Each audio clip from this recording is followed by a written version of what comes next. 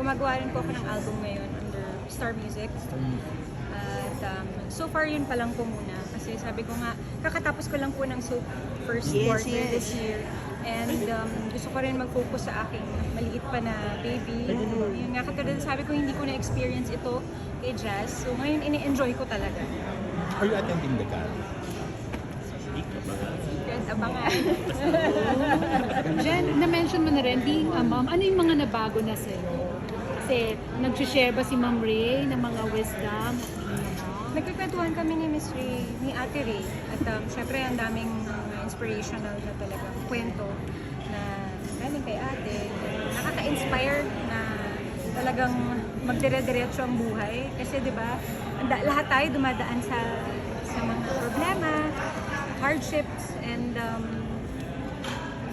may inspire ka na hindi talaga bumitaw.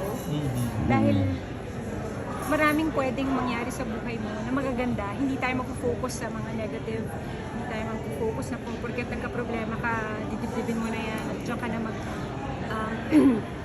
ka na mag-focus. Kailangan natin mag-focus sa positivity. At saka hindi tayo dapat nawawala ng pag-asa. So nakaka-inspire si ate. Kasi talagang ang dami ring ups and downs. Pero tingnan mo naman ngayon, di ba?